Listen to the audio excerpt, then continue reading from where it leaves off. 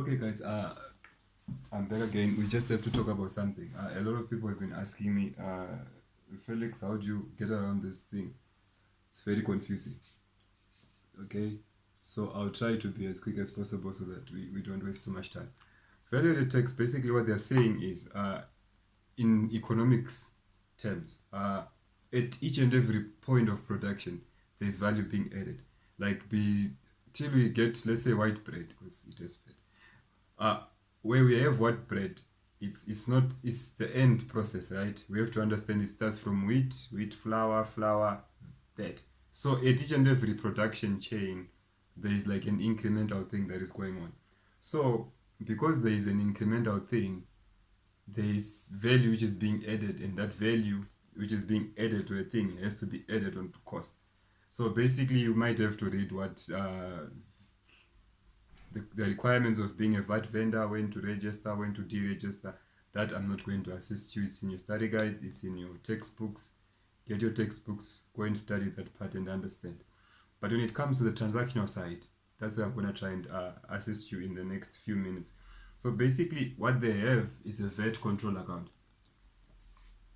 Okay? So a lot of people tend to confuse what is input, what is output VAT, and how do we get what do we pay, what do we claim as a business. That's all I'm just going to answer in this video.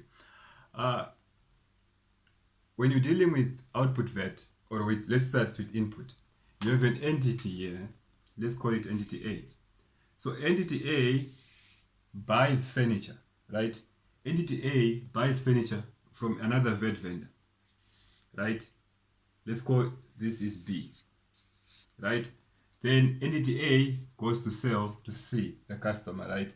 So when entity A buys the furniture from B, you have to understand something, that what is coming into entity A, because they are buying from a VAT vendor, because they are buying even from someone who's not a VAT vendor, but because A is called deemed VAT in taxation, because it's coming to A, two things are coming.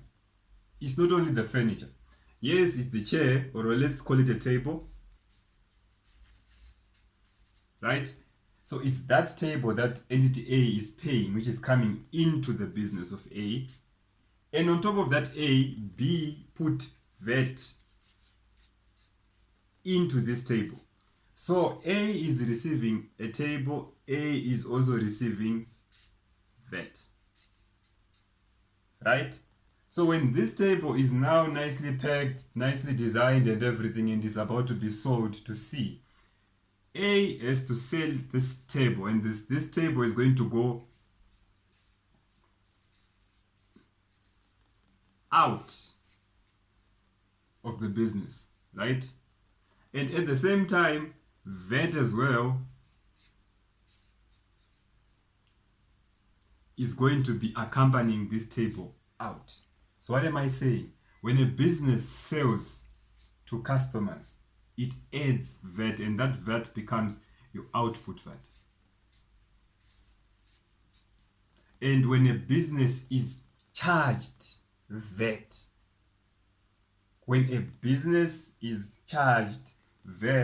that in movement, this in becomes your input VAT. That's basically it in a nutshell. Sorry for that. It's basically it in a nutshell, and on the next video I'm gonna be trying to help you understand like the T accounts, but they're the same. Nothing practically changes. But this is what we're talking about. Okay? There is A, B, and C. You just have to know where.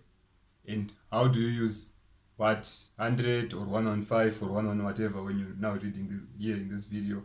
I'll be talking about it just now. I think it's not so challenging, but I'm gonna be talking about it in a split video very fast so that you understand everything. But for now, digest this. When something moves into the business, you receive the object plus the VAT, and that's VAT input.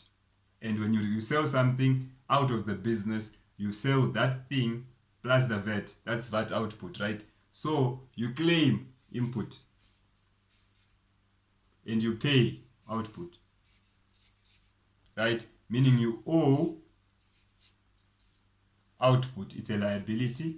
You claim, it's your asset. Thank you so much for taking your time to listen to this video, Dummy's Guide, and we're talking about VaT, and yeah, basically that's about it about VaT. I'm going to come again and talk to you about the calculatory part, and it's going to be fun because it's going to take time. Thank you so much. Like, subscribe, share, download. Peace.